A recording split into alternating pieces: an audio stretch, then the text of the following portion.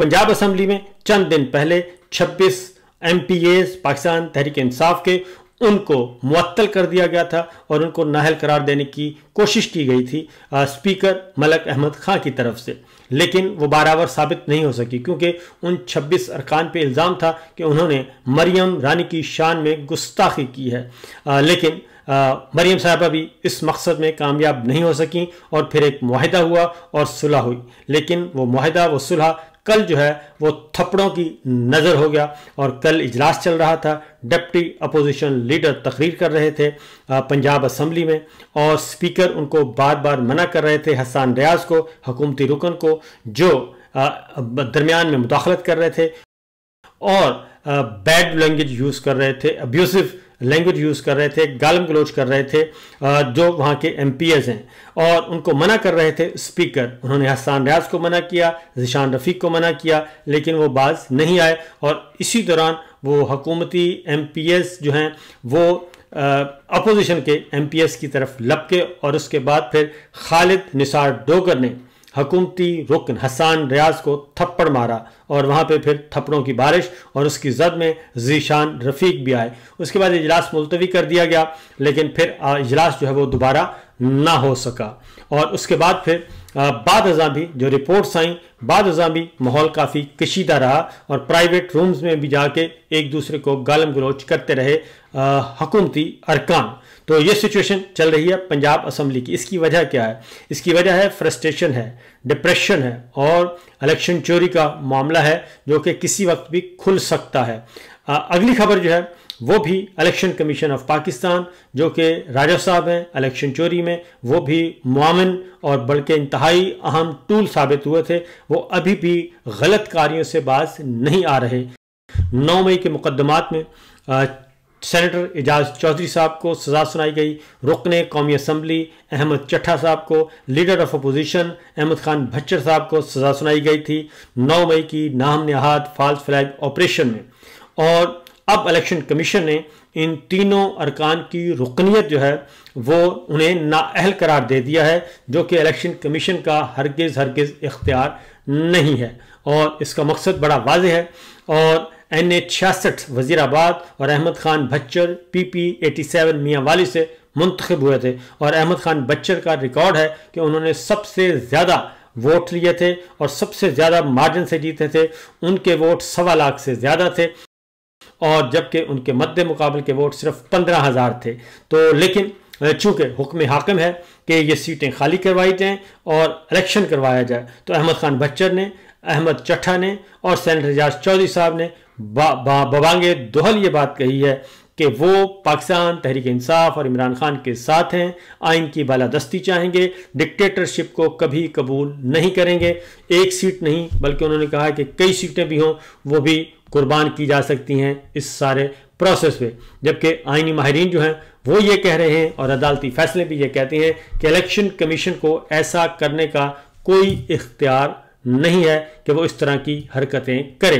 तो अगली खबर है जनाब, ये सब कुछ किया इसलिए जा रहा है कि मामलात इनके हाथ से निकलते जा रहे हैं और मामलात इसलिए निकल रहे हैं कि पाकिस्तान के अवाम तंग आए हुए हैं महंगाई से, बेरोज़गारी से, गुर्बत से, और जिसकी वजह से इनके पास कोई पुरसाने हाल तो है नहीं, तो वो इस तरह के काम कर रहे हैं और ये सिलसिले को आगे भी बढ़ाना चाहते हैं ताकि ये सीटें खाली करवाई जाएं और ज़िमनी इलेक्शन करवा के अपने बंदों को वापस लाया जाए फॉर्म 47 जाली तकसीम करके। लेकिन एक बात जहन में रखिएगा कि ये सारे का सारा निज़ाम जो है एक साथ इसने ज़मीन बोस होना है। अगली खबर की तरफ चलते हैं,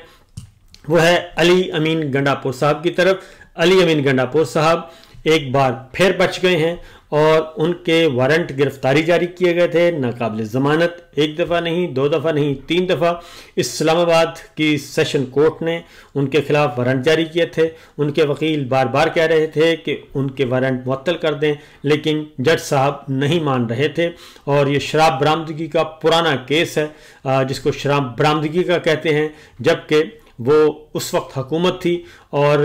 मुस्लिम लीग नून की जब उनको गिरफ्तार किया गया था बनी गाला जाते हुए। तो बहरहाल ये मामला है और अब पेशावर हाई कोर्ट ने वज़ीर आला खैबर पख्तूनख्वा के वारंट गिरफ्तारी मुअत्तल कर दिए हैं और इस तरीके से उन्हें जो गिरफ्तार करके इस्लामाबाद लाने का जो ख्वाहिश थी वो फिल वक्त पूरी नहीं हो पा रही। और दूसरी जानिब खैबर पख्तूनख्वा की हुकूमत ने एक बड़ा कदम भी उठाया है और वो है कल 13 में गोली चली, उससे पहले भी गोली चली और एक फौजी ऑपरेशन करने का प्लान बनाया जा रहा है दहशत गर्दी की आड़ में और दाइश की आड़ में एक फौजी ऑपरेशन, बड़ा फौजी ऑपरेशन तश्कील दिया जा रहा है, जिसके खिलाफ कल जो है गोली चलने के बाद एहतजाज हो रहा है, सरापा एहतजाज। तो आज पाकिस्तान तहरीक इंसाफ खैबर पख्तूनख्वा ने एक बड़ा मुतालबा किया है अपनी खैबर पख्तूनख्वा की हुकूमत से और उन्हें कहा है कि हम किसी भी सूरत में किसी किस्म का फौजी ऑपरेशन कबूल नहीं करेंगे और ये खैबर पख्तूनख्वा के अवाम के साथ एक सोची समझी साजिश है और ये एक बैरूनी एजेंडा है जिसे हम पूरा नहीं होने देंगे। और जिसके बाद जरगा भी हुआ और उसके बाद एक एलामिया जारी किया गया है और उस एलामिया में ये कहा गया है कि खैबर पख्तूनख्वा की हुकूमत अपने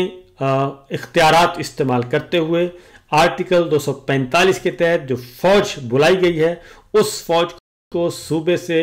वापस भेजा जाए बैरकों में और किसी किस्म की सिविल एडमिनिस्ट्रेशन की इमदाद के लिए फौज की कोई मदद ना ली जाए, क्योंकि खैबर पख्तूनख्वा पुलिस और सिविल इदारे इस मकसद के लिए काफ़ी हैं। एडवोकेट जनरल खैबर पख्तूनख्वा को हिदायत की है कि वो इस सिलसिले में मुअस्सर कदम उठाएं और इस मामले को अमली जामा पहनाएं, क्योंकि अगर खैबर पख्तूनख्वा की हुकूमत ये कह देती है कि हमें 245 आर्टिकल के तहत अब फौज की खिदमात की ज़रूरत नहीं है तो फिर फौज को वापस बैरकों में जाना पड़ेगा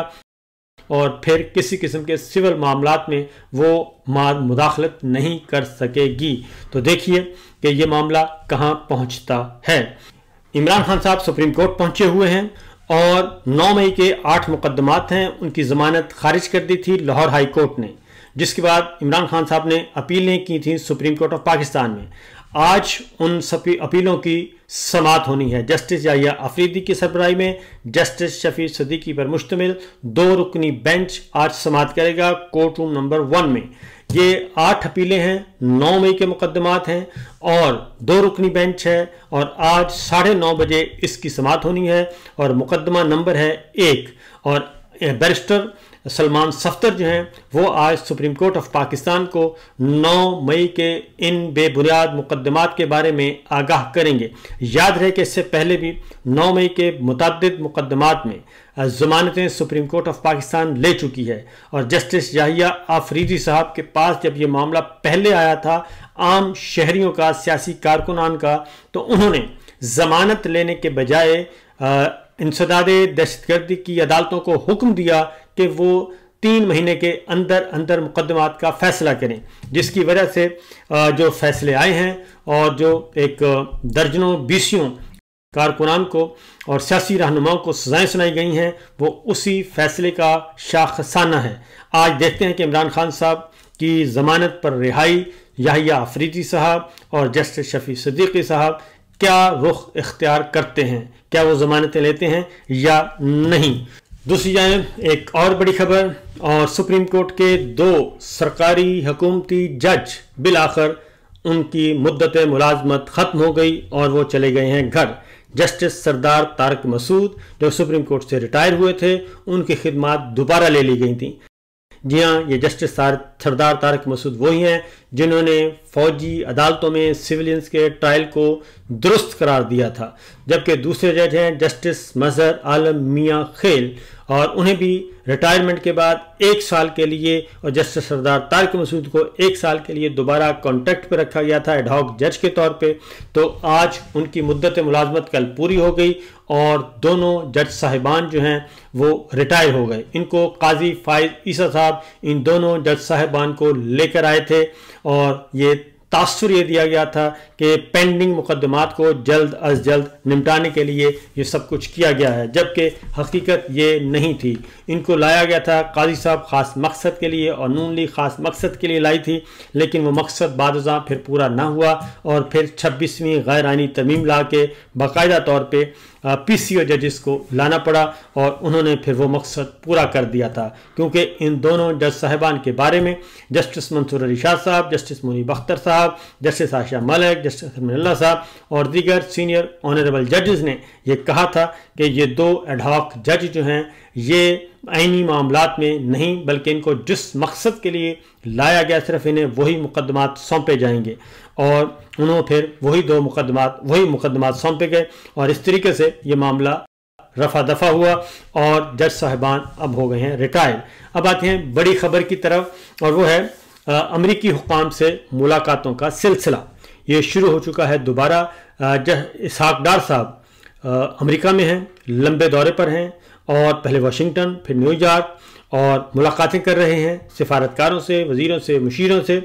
और इस्टेब्लिशमेंट के नुमाइंदों से, और अब उनकी एक बार फिर अमेरिका में ही है। उनकी अमेरिकी वजीर खारजा से फ़ोन पे हुई है बातचीत, जबकि दूसरी जानिब अमेरिकी नाज़िमुल उमूर इस्लामाबाद जो हैं वो मुलाकात उन्होंने की है वजीर ख़जाना औरंगज़ेब साहब से। तो ये मुलाकातें हो चुकी हैं जारी और सारी, और ये सारे का सारा वज़ीर ख़जाना से मिलना मईशत का मामला है, क्योंकि हमारी मईशत दगरगू है बदस्तूर और उसमें किसी किस्म की कोई बेहतरी नहीं आ रही। महसूलात का रेट तय किया जा रहा है अमरीकी इंतज़ामिया के साथ कि महसूलात जो हैं जो